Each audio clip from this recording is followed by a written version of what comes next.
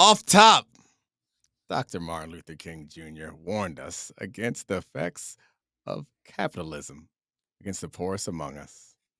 He suggested a guaranteed basic income. Play the music. This is the Domonique Foxworth Show.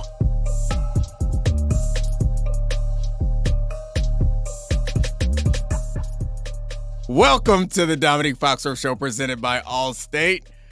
Just got to set the tone on MLK Day. Throw your hands up. You got to set the tone, a tone of love, a tone of forgiveness, unity, kindness, right? Right? That's the tone of today's show, right? Mr. Charlie Kravitz. Also, welcome to the show, Bill Barnwell, whom you can't see if you're watching on the YouTubes because he is so committed to all of the states that he won't put his hands down.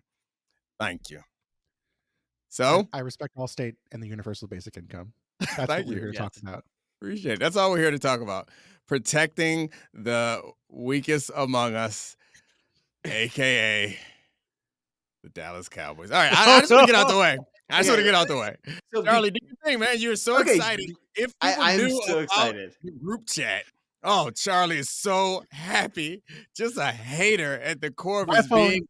A Washington fan has never lit up more. My phone has never had more text than Charlie during this Cowboys game. We're gonna get into the Cowboys stuff, but there was a point when it was 14-0 when it was over. We knew it was over early it was at the end of the first quarter, and me and Bill started dancing on the Cowboys' grave, and Domonique said, "Guys, it's not over." And then 4 seconds later, Dak threw a pick six, and it became 20-0. Guys, it's over. Yeah, then it became, guys, it's over. Look, because I'm your friend, Domonique, we have to start with the Cowboys. I can't let you off the hook. I can't infantilize you and be like, oh, it wasn't that bad. This conversation needs to begin with Dak Prescott, because there was a stretch of this season where Dak Prescott was playing some of the best football of any quarterback in the NFL and some of the best football of his career. That sort of waned down the stretch, and then this game against the Green Bay Packers was an unmitigated disaster. He used the second half to pad a lot of his stats. He ended up over 400 yards, but with 128 left in the first half, he had like 65 yards and 2 interceptions and no touchdowns. And it was 27-0 at that point. And that was what defined the game. And I want to ask you guys, because this is not all on Dak. It is on the Cowboys and Dak. How much of this is on Dak? How much of this is on McCarthy? And how much of this is on the defense? Well, So I think you have to start with McCarthy. When you are bad at every phase, it's the head coach first. So they were bad at offense. They were bad at defense. They were even bad at special teams, missing extra points, returning kickoffs out of the end zone to the 12-yard line and things like that. They really weren't good at anything. So I think that falls on the coach, first of all. And when you lose to a 7 seed and you're a 2 seed at home, a place where you hadn't lost in a couple of years, I believe, yeah, it starts with the coach. No. I mean, you're right, but like when we talk about parsing the coaches, and like we'll get to a lot of this, I'm sure, but it felt like maybe some of the coaches were more to blame than others. And not to say that Mike McCarthy is not in charge of the defense in terms of the big picture, but for 3 years, we have been giving Dan Quinn credit for the defense. Even when we criticize Mike McCarthy, we've been like, listen, Dan Quinn's got this locked down. Mike McCarthy is the problem with the time management, using Zeke at center, et cetera, et cetera. That defense looked like they had never played together before today. And that has to fall at least somewhat on Dan Quinn and not Mike McCarthy, no? Dan Quinn, who is supposedly one of the hot head coach candidates not right anymore. now that everybody wants. I'm not sure that he wanted him there. Yeah, it was also a recurring problem. So, like, the big issue was their ability to stop the run. In their ugliest games defensively this year, they struggled stopping the run. I think the ugliest game they had this year, possibly uglier than this game, was that Bills game where they just got pushed all around the field. I mean, at least in this game, Jordan Love had to throw the ball or chose to throw the ball once or twice. Josh Allen didn't even have to throw it in that game. So I think that's incredibly embarrassing. But why are we messing around? Charlie, you know you want to just dump on Dak, so go ahead. Do it. Look, dump away. He spotted them 20 points. Like, you can say what you want about the defense, but he was so bad at the start of that game. 14. He really spotted them for 14 points. The Packers came down the field and scored, and then Dak spotted them the next 2 drives. No, I mean, like, look, there has been an incredibly ongoing debate that's, in my opinion, incredibly annoying about Dak Prescott that happens on a ton of networks being like, how good is he? Is he treated? Do the goalposts move for Dak? When the answer is probably that he's a very good regular season quarterback who has weird playoff moments. And this was the nadir of that. This is the closest to a James Harden moment in the NFL possible. Like, he was terrible in this game. And I do think that's the lead story. Like, this is because of the season he had. Like, that to me, that's much more important than the defense. Can I read from the group chat, Dominique? Am I allowed to read from the group chat? By all Charlie means. Kravitz. By the way, we can't do KD Steph stuff on Dak. There is so much to talk about. Going blank is a waste, in my opinion. And yet here we are, 5 minutes into the show, and we're like, Dak was terrible. You're bringing out James Harden. To be fair, I was afraid that I was going to say this, and then Dominique was going to dunk on me and be like, you're an idiot. Dak has always been better than you realize. You're a cretin. You don't get it, et cetera, et cetera. I was trying to play middle of the road there by being like, this he's is just your good. chance. Dominique I mean, can't dunk on you today. I mean, I could always find a way to dunk on Charlie if I wanted to, but I'm not looking to dunk on him. I mean, I think so. A lot of times, because the playoffs are one game, I think that we can point to the larger sample size of the regular season and point to that as evidence of players like who he truly is.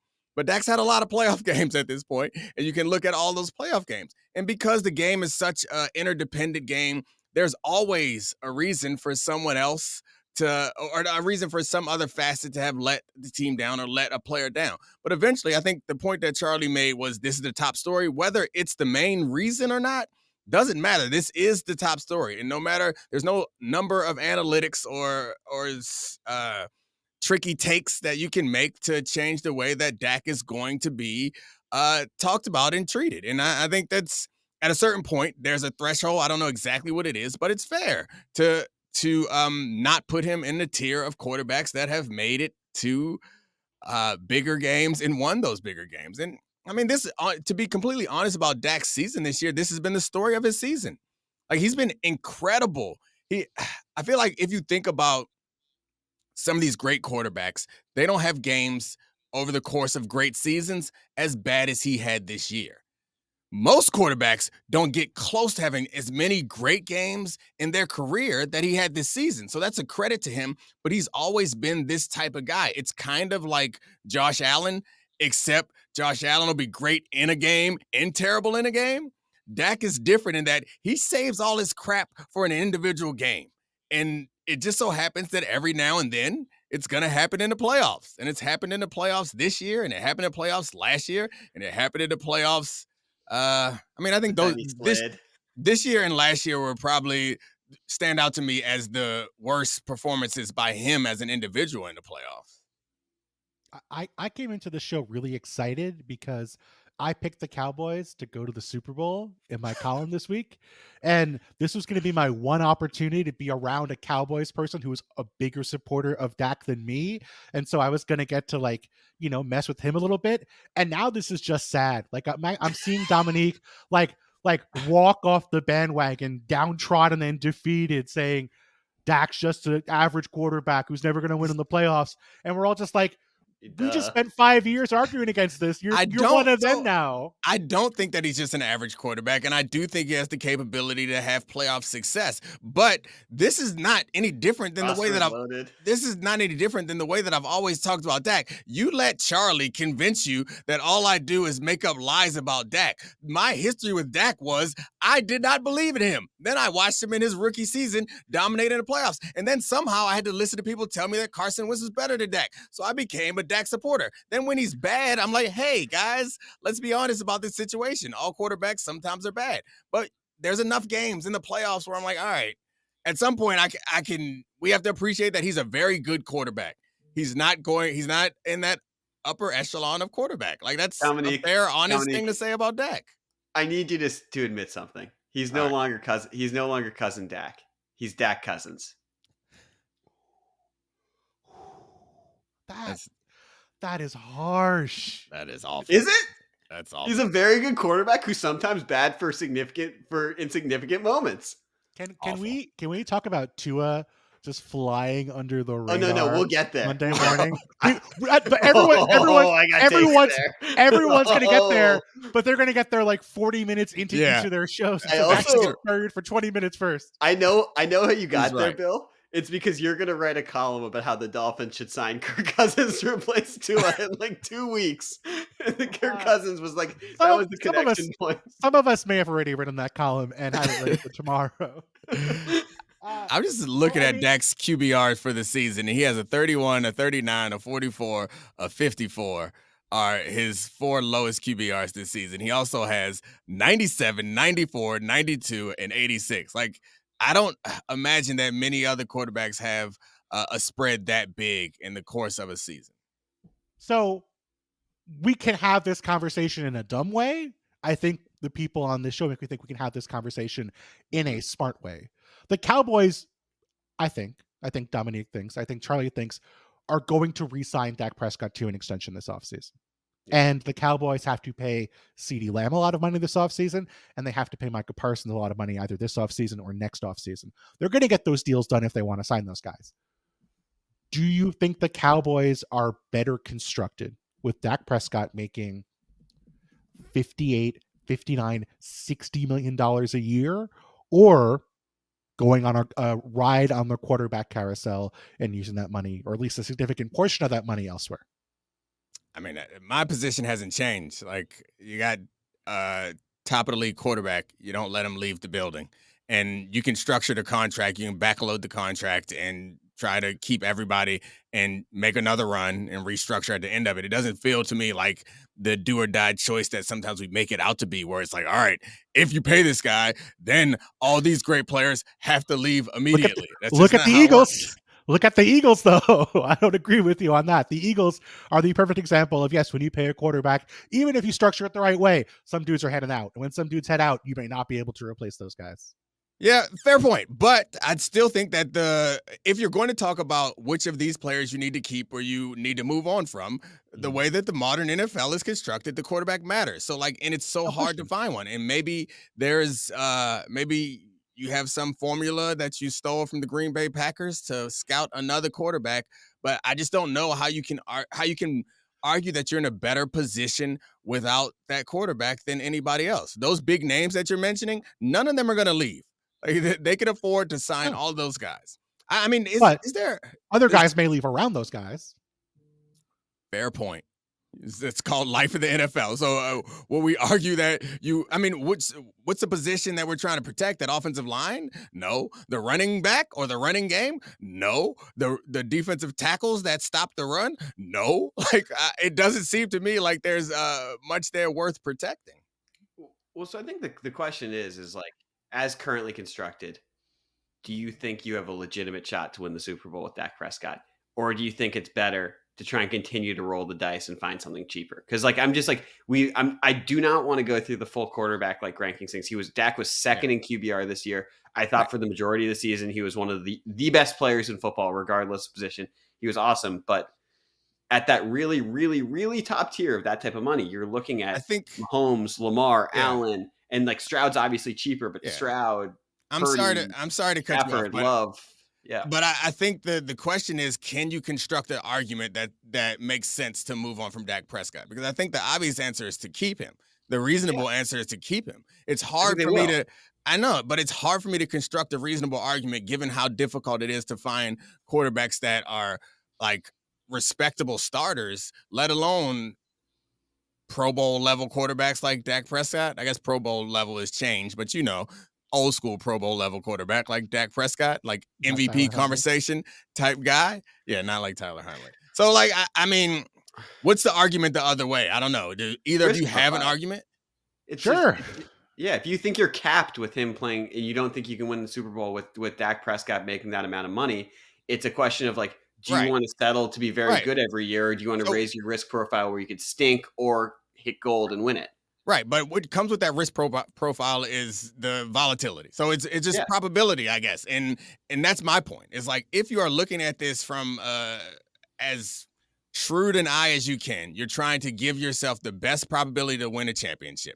Do you think the probability that Dak has 3 or 4 good weeks in a row in the playoffs is higher, then you're gonna find a quarterback that is not even better than him, because better than him is the wrong word. Find a quarterback that is a better value, I guess would be the way to put it. I think the probability is higher that you stick with Dak, then you find a quarterback that's a better value.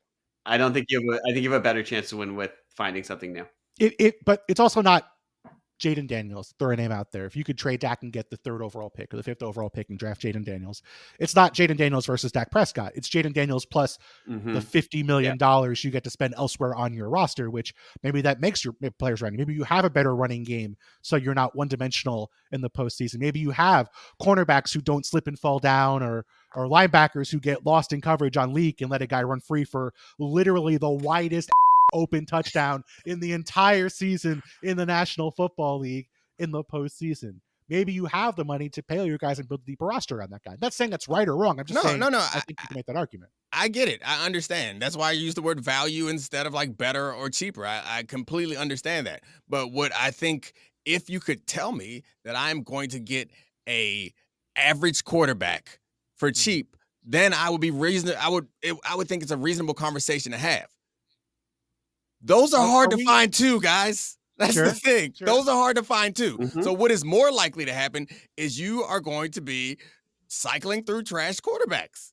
That is much more likely. Okay, so yeah, that's not a world I want to live in. I feel more comfortable thinking that I can get 4 good weeks out of Dak eventually than I feel comfortable knowing that I will find this guy that you guys are imagining. That's all. So the Cowboys have been 12-5 the past 3 years. 3 years in a row.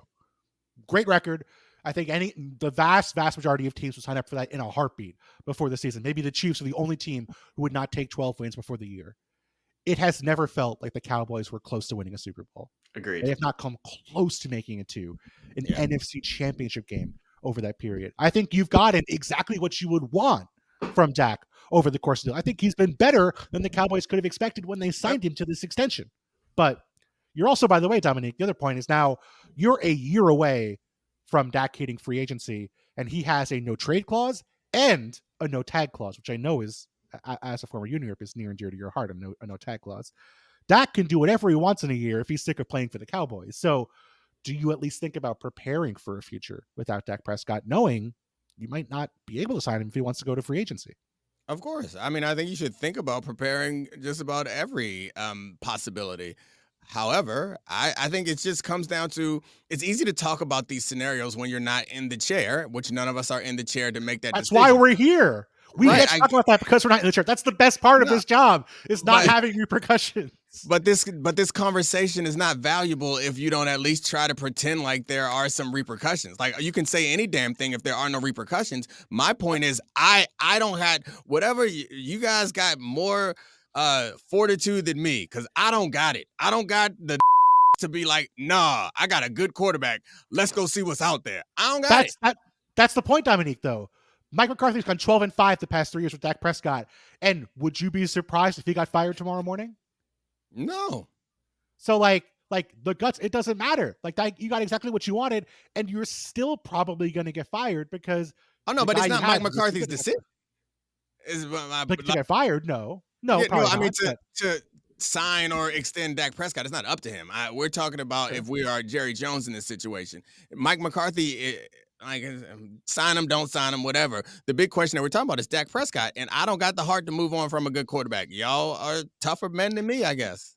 No. For the record, I want to be very clear about this point. I said that they should and likely will re-sign him. The question of what is more likely for them to become a Super Bowl winning team, is it by building with value elsewhere?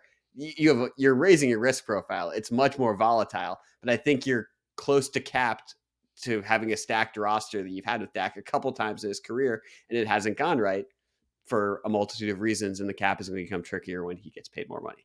I just want to point out, Packers fans are probably so mad at us right now. Oh, yeah. Do you want to do it? They were incredible in this game, and we've spent no time talking about them. I apologize. So, you ready?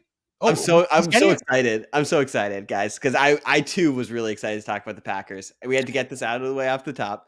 Like, the people were here for it, but now it's time for our good hands moments presented by Allstate.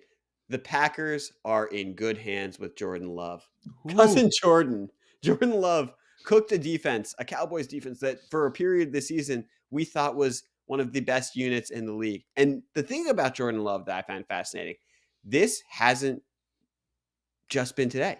This is an award that's being presented to him for his growth and his performance over the last 2 months. And it's something that's fascinating to me. And there's a million ways to go through the Jordan Love stuff and the Packers stuff and how they built this team. But sorry for the cheesy question. It's the only way I can think about it. Do you view Jordan Love and his performance today and really over the last 2 months as the emergence of a new superstar quarterback? Yeah. I mean, what would you want from Jordan Love that he has not shown over the past 2 months? He can make any throw. He can single-handedly make plays out of structure. He can make plays in structure. He has a great arm. He's athletic.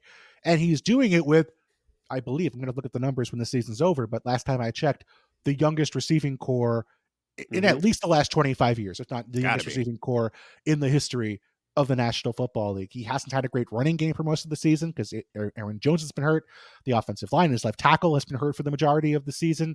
Like, he hasn't had the support of a great defense for much of the season. Hasn't had the support of a great defense. That, like, when we talk about CJ Stroud, one of the things that's really stood out about CJ Stroud is he has a good line, but his receivers were not great on paper heading into the season. Nico Collins, has taken a major step forward. We'll talk about Tank Dell. Took him, was really impressive as a rookie, but wasn't a guy who we saw as like, a Jamar Chase, T. Higgins situation for Joe Burrow in his second year.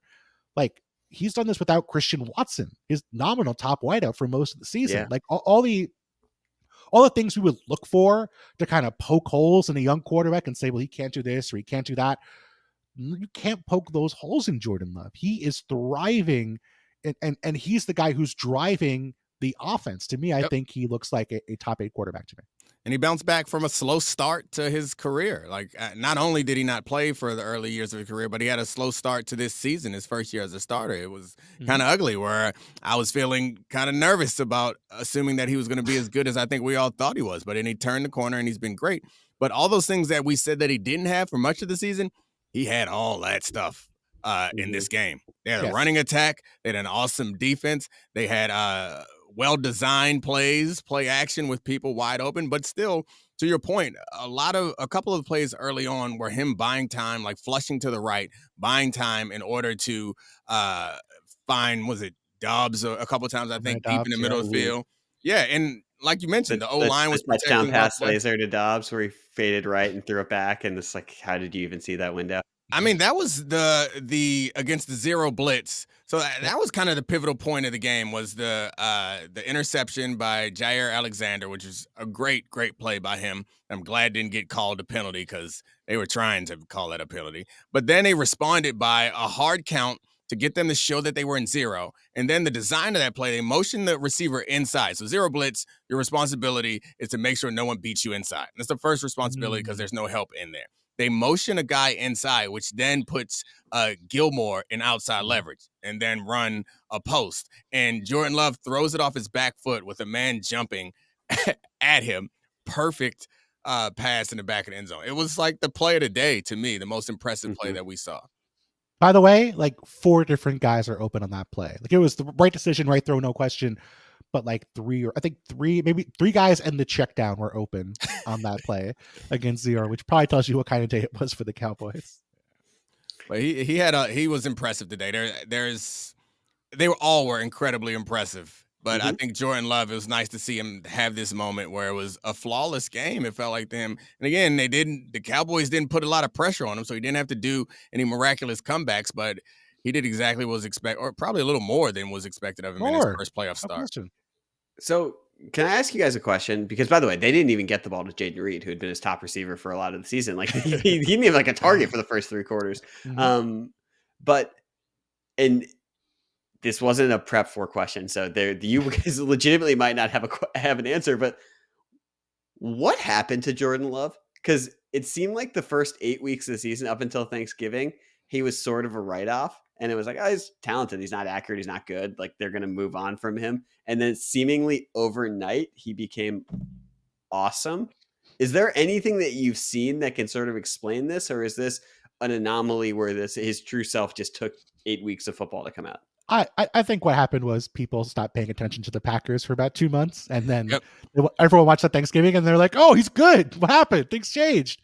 Like I do think he made strides in terms of his confidence, in terms of his, how much he trusts his receivers on routes. I think in terms of his, his decisiveness, like he gets the ball out quicker. I think he's, he didn't have that or as many of those like back foot throws in his pocket earlier in the season, and I think he trusts his arm a little bit more. But I think there's just that general feeling of like this dude had not played football for 3 years in front of live pass rush reps, and like it was going to take time for him to get to a point where he was more comfortable, maneuvering, his footwork on the pocket, getting more consistent. Like all that stuff happens with opportunities, and so as the year went on, he got better because he had more chances to get better.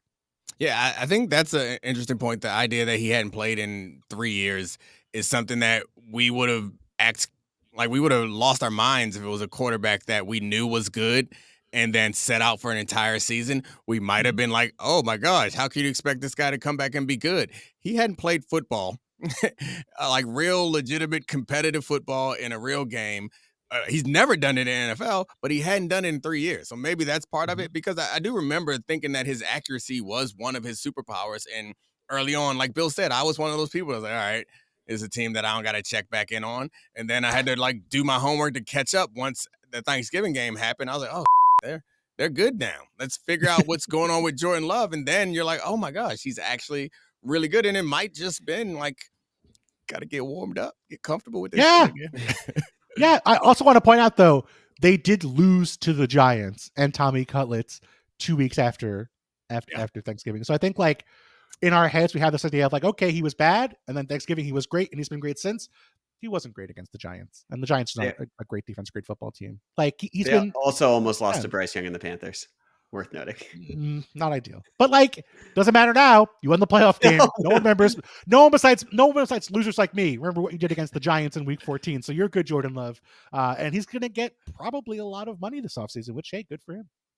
So I got one other question about this, because we're in an era now where people are largely smarter about the rookie quarterback contract, and it's like you have a cost controlled asset that you can take at the top of the first round. You have to play him over the course of that contract. That's the entire value of this. But Jordan Love, there's a chance this was the best thing that ever happened to him, right? Do you think, like, how much value do you think that this will, or how much stock do you put into the Jordan Love thing, that this could change the way other quarterbacks are developed, or it was the right decision, or it's just a case by case basis? I think it's probably a smart thing to do. I mean, you've heard me make my arguments many times in the past that I think more than anything, young quarterbacks need time, and they need time to add new things to their game, to get comfortable and develop new parts of their game. And so many young quarterbacks, I believe, are ruined because they're put in bad situations where they do not have the support to learn and add to their game. However, the pressure is the pressure. And the situation is the situation. So if you are a team that's drafting a quarterback in the first round, means you probably don't have one. They're gonna get put in. I don't care how well this works for Jordan Love. There's gonna be maybe some team, and again for them, they drafted him while they had a quarterback on the roster that went on to win 2 MVPs afterwards. So if people are gonna do that, then maybe it happens going forward. But I think most teams are not. And you could argue that they shouldn't have drafted him then. They should have used that pick on someone could have helped them to win a Super Bowl. I think right now that might be a bad argument to make because they hit on another quarterback. Yeah, I mean, but I'm sure they would trade for another Super Bowl. Why do you look at it like laughing like it's crazy? An idea that they could have used that first round pick on something to help them win at the time when they were a game away from getting to the Super Bowl in back-to-back seasons. It wasn't going to happen. Okay, maybe it wasn't, but it's a reasonable argument to make. I guess how can I even say that with certainty? Oh yeah, this hypothetical trade. Sorry, it was really dumb. It's fine. It's late. It's late. I the point I made was Jordan Love got better as he got more reps. So maybe he would have got better getting those reps in year one. Maybe he wouldn't have had the identical Aaron Rodgers footwork on his jump pass that he has after 3 years. Maybe it took him 2.5 years to master that. I don't know. But like, I think Domonique's point is really salient in that if you don't have the right infrastructure around a guy, whether it's year 1 or year 4, they're not going to work. So I think often we have quarterbacks drafted in year 1 who get thrust into situations, not because there's the right pieces around them and because they can develop, but just because a coach thinks he's going to get fired and needs a spark, and that does not lead to successful things. So I don't think it's like a. I think teams need to be realistic, and I know teams are very famous about saying, "Oh yeah, listen, this guy's going to sit for a year. We're going to rebuild his mechanics," and then he's in like week 3. That's never a good process. But the process of knowing when you want to get a guy in there and having the right pieces around him that he can thrive, like CJ Stroud has done this year in terms of the offensive line with the Texans, I think there's no reason to sit CJ Stroud for 3 years just because you might have a guy in front of him. Is there a team that would be more fun to win the Super Bowl than the Green Bay Packers right now? Like, I just personally think that would be. It's unlikely. They probably won't get past the 49ers, but it would make you me don't think smile. the Lions would be more fun than the Cowboys? I mean, all right, maybe I don't know. Maybe you're following different storylines this season than I am. I mean, let's be real. For the sake of this podcast, one of the funniest things, because it would just break Bill's brain, would be the Steelers winning the Super Bowl this year. That wouldn't just break Bill's brain. Like, I'm sure your brain would short circuit also. It'd be seeping out of my nose. We'd all be confused. Seeing Mason Rudolph hoist the Lombardi. That could happen. Someone's gonna bonk him with the Lombardi. Oh gosh. We didn't talk about Belichick to the Cowboys. Yeah. Not that we need to, but we can move on. Happen? You think it's gonna happen? Hell no, I don't think it's gonna happen. You don't. You're saying hell no, it's not. You think there's no chance it's gonna happen? I think there's a chance that it could happen. I just have a hard time imagining that either Jerry Jones or Bill Belichick would like to sign up for that. It doesn't seem like something that Bill Belichick would be interested in participating in the Dallas Cowboys experience, and Jerry Jones is never, since Bill Parcells, seemed like he's the one who wants to go for the coach that's going to get more credit than him. So do you think they should or are going to fire Mike McCarthy and or Dan Quinn this week? We're recording this the night of the game, so I still feel like that we're very close to an embarrassing performance. Too close to be honest about. I mean, too close to be level-headed about the decision. But yeah, right about now, get his up out of there. Gosh, that was embarrassing. Like, maybe I'll feel differently in a week and think about all these 12-win seasons or whatever. But right now, it's like, man, you got to do better than this. You got to go.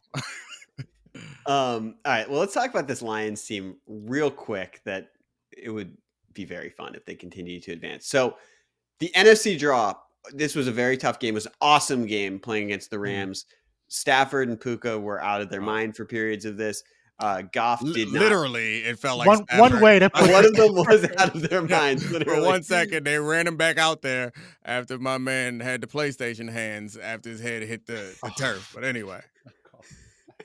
Well, that's what we used to call them. Yeah. When I played football, we called them the PlayStation hands. Insensitive? He played football when you played football too, so he probably called them the PlayStation hands. Yeah. All right. I didn't think that was insensitive. I mean, whatever. What was insensitive was sending his back out there. But anyway, moving on. That was insensitive. Okay, so the Lions, things have opened up in the NFC for the Lions in an interesting way. They're going to play the winner of the Eagles-Bucks game. Depending on the Eagles' performance in that game, if they came back and were the Eagles from last season, early this season, who knows what the line will be, but they're likely going to be a home favorite in round 2. And I want to ask you guys, how far do you think this Lions team can go? Well, as Brian, a producer who is a Michigan fan and a Lions fan, has reminded me. Yeah, it's been a good year for Brian, but he's reminded me that I once said that the Lions are an unserious outfit because they did not have a pass rush. He's right to call me out. I can't put a cap on him right now. It feels like the 49ers are the bar. I don't think they get past the 49ers, which I guess is putting a cap on them. But yeah, there's no other team left that I think that they can't beat, particularly if they're going to be able to score. The second half was so unimpressive, but they seem to be able to create. Yeah, they seem to be able to run the ball and create big plays, which is important thing. As long as my man Jared Goff doesn't do backwards bounce passes when he's under pressure, we might be in good shape. Poor Jared Goff started this game unconscious, not in the Matthew he did. Stafford way.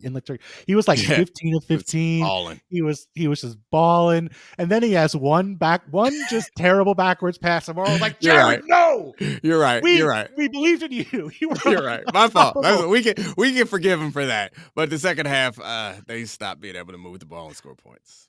Yes, and this game, like the difference between these two teams was not significant. It was the Lions converting in the red zone and the Rams not converting in the red zone, which, that can come down to a couple plays, a little bits of execution. I don't think we should be drawing the conclusion that the Lions are a significantly better team than the Rams from this game, but like we know what the formula is for the Lions. We know if you can keep pressure off of Jared Goff and not have two guys around him, make him throw the ball backwards, he's going to hit his throws. They have playmakers who are going to run after the catch. And I look at the rest of this lineup that they're going to play next week. They're most likely to play the Eagles. The Eagles have no sacks from their edge rushers in a month. They have 3 sacks, I believe, over their last 4 games. We'll see what happens. Maybe they light up the Bucs in this game, but nothing about the Eagles defense makes me believe that they're going to suddenly shut down Jared Goff. He should be able to light up the Eagles defense. So you're getting to probably a game against the 49ers. Maybe you're getting the Packers. Who knows? Maybe the Packers could upset the Niners. Not like the Packers, based on how they played today, should be considered huge underdogs against anybody right now. I think the Lions on their day are as good as anybody in football. The question is just, how often are they going to have that day, and can they sustain it for 4 quarters? Yeah, I think it's true. I mean, the 49ers we haven't seen, I don't know, like short of the Ravens game, we haven't seen, and the Ravens game was replete with some interesting turnovers there. What? Hit him with the replete in 2024. Okay. Anyway, the 49ers, we haven't seen very many teams go up against a healthy 49ers team and show that they can beat them. I guess the Lions are capable of doing it. The Ravens are the only team that we saw play a healthy 49ers team and seem like they are a competitive match. But we'll see. Yeah, I think the Lions, they've proven me wrong. Hutchinson is enough to get enough pressure on it, because that was the real, but they still gave up big play after big play after big play. The defense is still scary as hell. If I'm just stick to it. You'll be right eventually. Their unserious outfit. You can't get to the second round of the playoffs and me still call you unserious outfit. Divisional round qualifies you as a serious outfit. They proved me wrong. I thought about Dak, and it made me laugh when you kept saying serious outfit. I mean, to be fair, it's not like those plays the Rams were hitting were plays were like the Cowboys game where guys were wide open. Like Matthew Stafford was firing in dots into windows this big. Like he was making incredible throws in this game on plays where the coverage was not that bad. And the double move against Sutton. Yeah. Puka went down the sideline. Not a lot of teams got a Puka in their lineup though, including at this point probably the Eagles. So Puka-less Eagles. Do we care at all that AJ Brown changed or took off all the stuff on Instagram? Like, does that matter? It seems like the teams that are, I mean, for those who don't know, AJ Brown took off all the Eagles references on his Instagram. The Eagles are in bad shape, guys. I know we're not talking about them, but we'll talk about this tomorrow night. That icing on the cake of him doing the Instagram thing to me just seemed like it tells me more than I wanted to know about how bad things are over there. Fire that coach. Have a bidding war for Bill Belichick. Get them all out. Do you regret that your career did not happen at a point where you could remove all the team-related stuff from your social media? Like, did you have a MySpace and remove Bronco stuff from your MySpace at one point in your career? No, I never had a MySpace. I didn't get a Facebook until late. I got a Facebook after I signed with the Ravens. I'm as you know, if anyone follows me on social media, I suck at it. It ain't for me. I'm not. Yeah, I'm an old school brother. I like to say things like I'm an old school brother. Get you an old school brother who can say PlayStation hands and replete in the same 90-second window. Absolutely. And if you say hello to me, I'm gonna say something to the effect of if I had your hand, I cut mine off. That's this is something that Charlie's not familiar with. Bill knows a lot of 40-year-old black men, obviously. So you're just gonna say, "What up, man?" Yeah, that's it. So it's like, this is how it goes. What up, man? How you doing? Oh, I'm good. You good? Yeah, I'm good. Oh, man. How are things? if I had your hand, I cut mine off. It's essentially saying that your life is better than mine. It's whatever. Just teaching you. So in case you find yourself at a at a live podcast that is replete with a fraternity, as Bill and I did many years ago at the Super Bowl, you will know how to meet all the Kappas that were inexplicably in a Houston bar to hear the Bill Barnwell live podcast at the Super Bowl like 5 years ago. You know, I am very big in certain circles with the Bill Barnwell Show podcast. Don't know why you're skeptical of that. But let's bring this back to the playoffs. Let's not. Let's talk about how offended I'm gonna be when you have more 40-year-old black men at your live podcast than I will at mine. Anyway, go ahead, Charlie. Let's talk about CJ Stroud.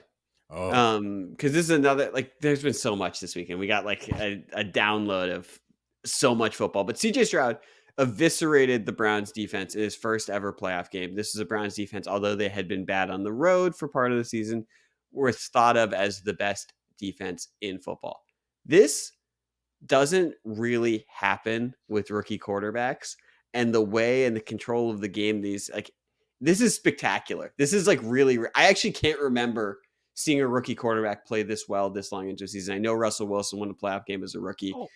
There was the RG3, but like I can't remember it being like he was the best player in the field every time he was out there.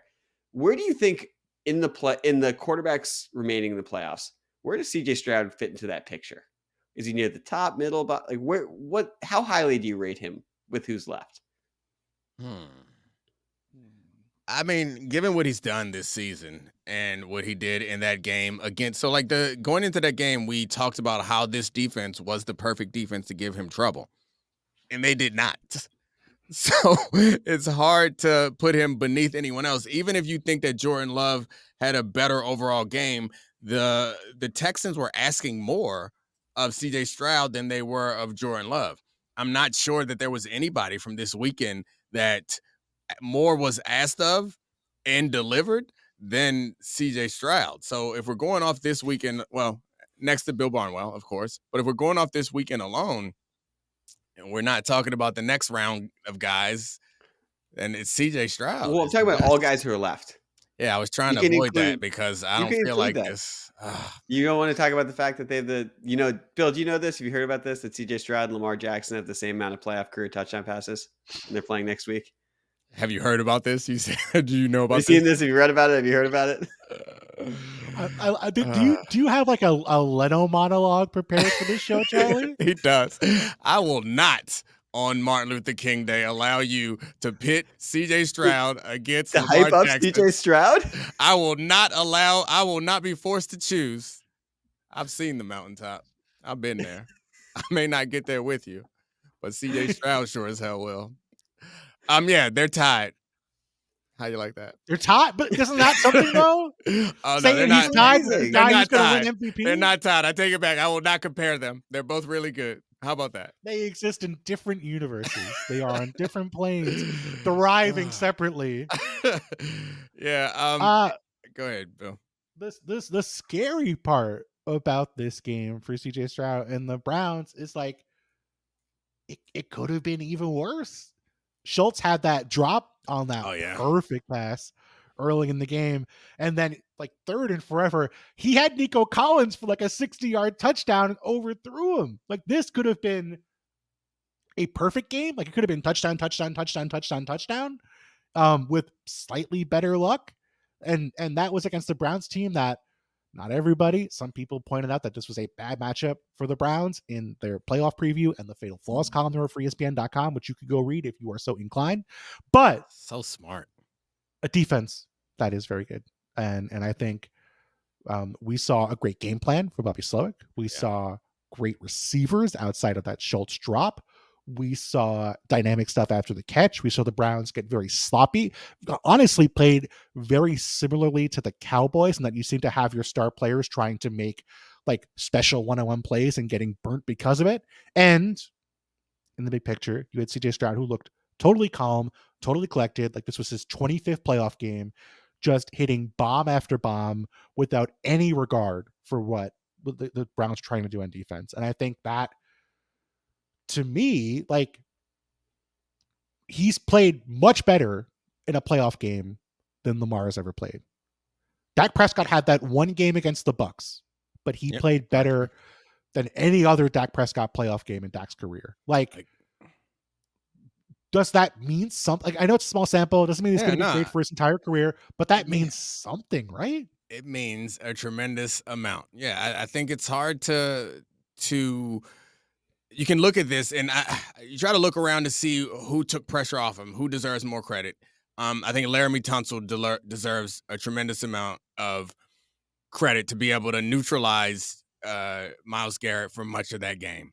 But and then you can look at the game plan that Bobby Slowick put together, where it's like deep overs and crossing routes and like all things to attack man coverage and then answers to what were inevitably the Browns' answers. That took some pressure off of him. But that's not novel. Like most teams have, like, it doesn't feel like there's a lot of different ways that you can go into this. Like you brought up Russell Wilson. We can go back and look at that and like, oh yeah, there was a lot of defensive help there. There was a guy named Marshawn Lynch. There was a lot of things helping him progress that CJ Stroud just didn't have. He's the guy. Like they're treating him like you would treat a veteran all-pro level quarterback, and he answered the bell against this team. And then Joe Flacco threw it at the other guys. I think are we going to talk about Joe Flacco? No, we don't have to. I think he's the best. I think he's the best rookie quarterback since Dan Marino, and even Marino, who was an All-Pro as a rookie, ended up losing his first playoff game and had 2 touchdowns, but also threw 2 interceptions. Like this is, I'm not. Who knows what his career will turn out to be? But as a rookie, how accomplished he is, it's pretty unique in the NFL to be this good this quickly and not have the down weeks. I've got a question for my main men, Domonique and Charlie, that is not in the doc. Another non-doc question. Would you rather have for the next 10 years the Texans and CJ Stroud or the Packers and Jordan Love? Where Jordan Love is older, is closer to his second contract, but the Packers are the youngest team in football. The Texans have CJ Stroud and Will Anderson, but no first-round pick this year. Their OC is probably getting a head coaching job, and their roster has more veterans. It's not old, but they have more veterans in key places than the Packers do. I'll take CJ Stroud. Losing Bobby Slowick, his dad was my defensive coordinator in Denver for a couple of years. His name's Bob too. But anyway, losing Bobby Slowick is a problem. Yeah, so losing him could be a problem. But what I've seen out of CJ Stroud is incredibly impressive, and they can build around that. They do have young talent on that team, just because they're not as young as maybe the youngest team ever in the history of offensive playmakers. Maybe they aren't that young. They're still pretty young between Tank Dell and Nico Collins. And they have a legitimate all-pro left tackle in Laramie Tunsil. Like, that's impressive. A defense getting better. I like that situation. I get with the benefits of the youth of Green Bay and also your offensive coordinator, essentially your head coach. So you don't have to worry about losing that. So that's nice up in Green Bay. But I think the growth for CJ Stroud is higher. And then there's also the kicker of we still got 4 more years of CJ Stroud on cost control. You about to have to pay Jordan Love this offseason. I was really prepared, Domonique, for you to be like, there's a maximum of this show that is institutional stability. And the Green Bay Packers are institutionally stable. Ooh. And so I have to pick Jordan Love. And now I was going to take the other side and take CJ Stroud and be like, this is a more unique talent, blah, blah, blah, blah, blah. But now I will take that side because, well, I do think I rubbed off on you. Well, I do think that I do prefer Stroud as a talent. Like the way he, like we talk about all the flash throws that Jordan Love makes, but like the tempo that Stroud throws the ball with, it seems like everything is always easy for him. And that's just as impressive as the flash plays that he makes it all look so simple. But the setup, the fact that the Green Bay Packers are always good, the fact that they can seemingly unearth receivers out of thin air and they're all good, despite the fact that Aaron Rodgers just wanted to throw the ball to Randall Cobb and Alan Lazard, and he could blow up any situation. And also, he could Dak it up in the second round of the playoffs like he always did, where Jordan Love won't. He won a That's for Super Aaron. Bowl. You can't say Yeah, always did. The man won a Super Bowl. I was in high school when he won a Super Bowl. But I do want to ask Bill. I want to flip this question on you for a second, because this is a huge part of it. Would you rather be in the division, because this is a division where you're going to play against Trevor Lawrence and Anthony Richardson, assuming he comes back in the Shane Steichen offense, which could be really interesting, or be in the division that the Packers are in, where you're going to play against the new look Lions and maybe a new look Bears team that's going to have Caleb Williams or Drake May and all of this draft capital, because that's also going to define the other how successful they both are. I would pick the AFC South 10 times out of 10 in that conversation. If you got to talk about one of those dudes saying if he comes back after his rookie season, that probably tells you that I should not be that concerned about the AFC South. So I'm going to take you mentioned institutional stability. The AFC South has institutional instability. I'm going to choose that division. Give me CJ Stroud. And by the way, the Texans have plenty of draft capital too from their trade. So they're already using that capital, which to me, nothing wrong with that, as opposed to having it in the years to come. No guarantee the Bears use that capital well when they trade Justin Fields, which by the way, we don't have time for it. I want to have it. We need to have a what does Justin Fields get traded for conversation on this show before the end of the season. I love it. We'll do it tomorrow night when we record after the late game tomorrow night too. You'll be there. I'm not coming back on Monday. I'm one and done. I'm one and done. We got to book a guest for tomorrow night. Do we like for the Browns? My question for you is this: we'll have a quick Browns conversation, then we'll move on. How many weeks into 2024 is it before Browns fans start calling for Joe Flacco to get signed and Deshaun Watson to get benched? My guess is week 3. How do you guys think it'll be later? Well, I was going to say 3 also. I was push. Yeah, I'm going to say training camp. They're going to be confused. They're going to be confused why he's not the backup. At least, like, why would you leave him out there for somebody else to grab him? Well, why would Joe Flacco want to be the backup? No, I'm just saying that the fans in general are going to be concerned or confused why Joe Flacco is no longer on their team. Fair. I would be confused because you need someone cheap, and like, why would you not have him on the team when you have Deshaun Watson as your quarterback? And why would he not be? Because he just threw the ball at the other team in a big game. That's why. That's one reason why. 2 reasons. Number one, Joe Flacco's paid $175 million. He's 38 years old. He does not need to go to Cleveland to be the backup to Deshaun Watson for an entire season.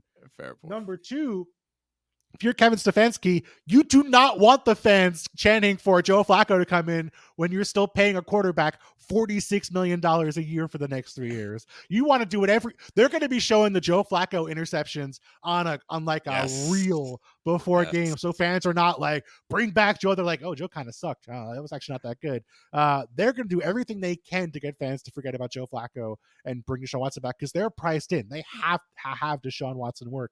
Unless they trade him, which I don't think that's possible, but there cannot be a GM dumb enough to trade for Deshaun Watson at this point. That's impossible. Dominique, you've been in the room with these people. They can't be that dumb. The face Dominique is making is the thing I am thinking about. The answer is it only takes one, Charlie. And when it comes to quarterbacks, people do desperate things. People do really stupid, really desperate things. Especially a quarterback that's shown in the past that he is has the ability to be among the best in football. Somebody convinced themselves that the Browns are the problem. It don't take much. Now that money is a big number that might scare people off, but I don't think it's unreasonable to think that someone can convince themselves that Deshaun Watson with them is something different. They go get Bill O'Brien to be his offensive coordinator.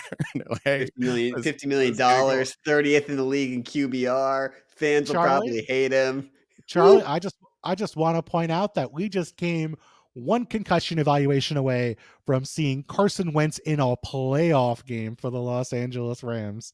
You realize how bad this night would have been for Dominique if Carson Wentz had won a playoff game after the Dak performance. Oh, that would have been so amazing. That would have been so incredible. I This didn't would even have think about this that would as have a possibility.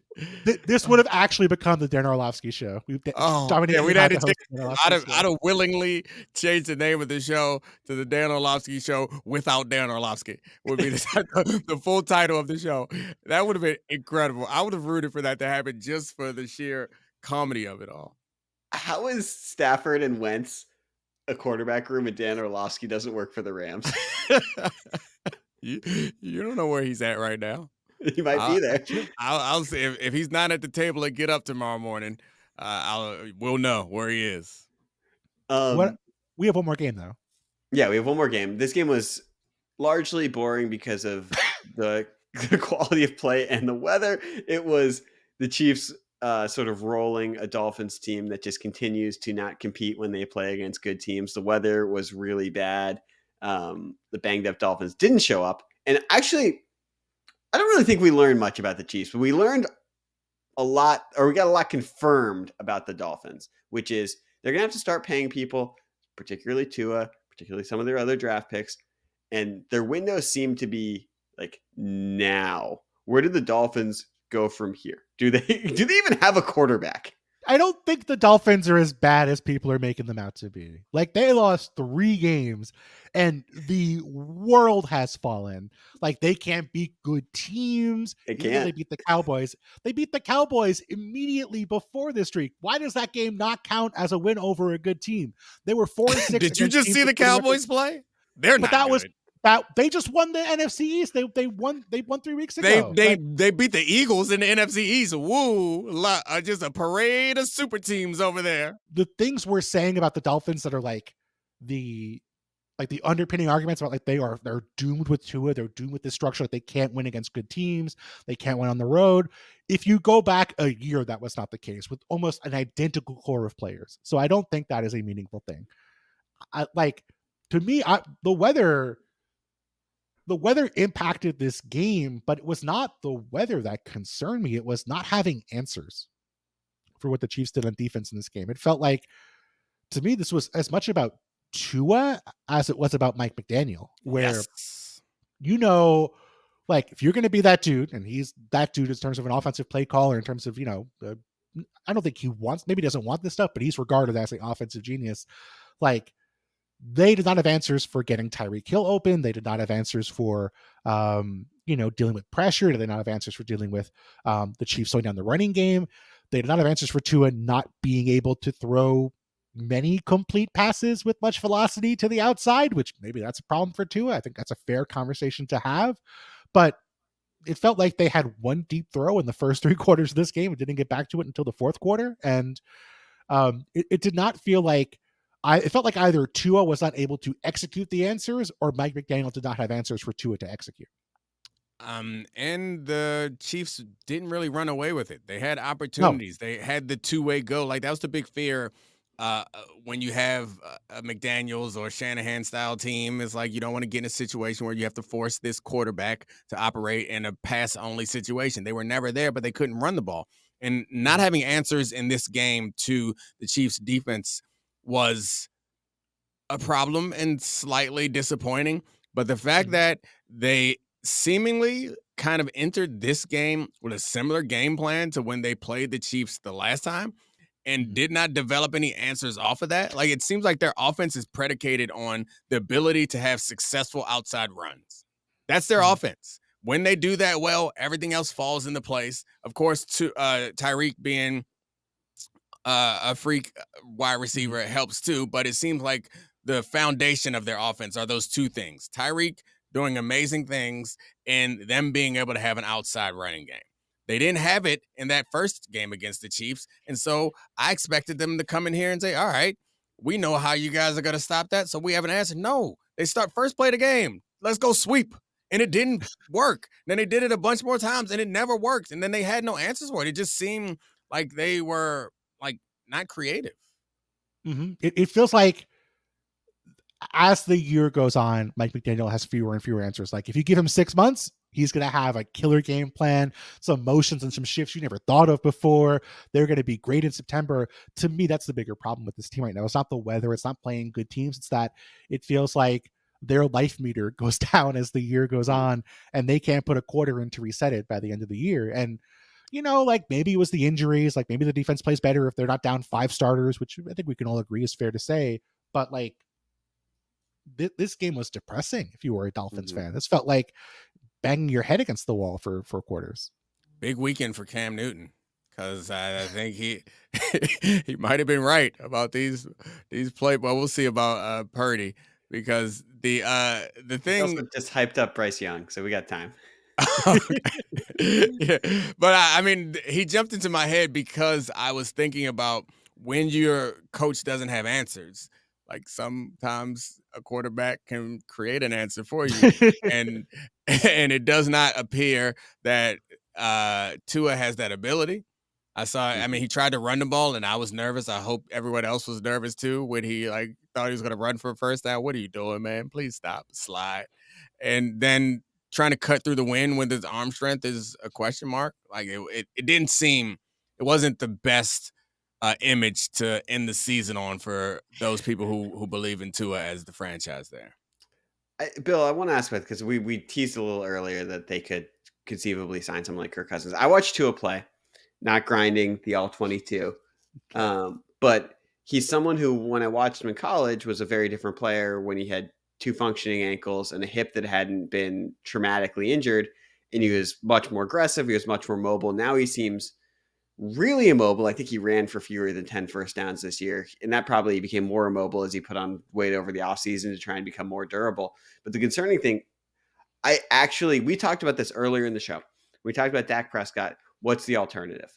Like why you don't move on from a quarterback that good, because it's rare to get and you have to raise your risk profile.